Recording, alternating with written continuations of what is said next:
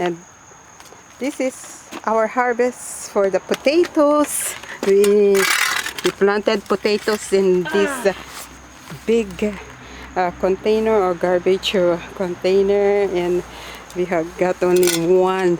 We did an experiment and we have only planted one potato, and out of the one potato we got this harvest. And Joshua is helping me out to harvest them. See? There.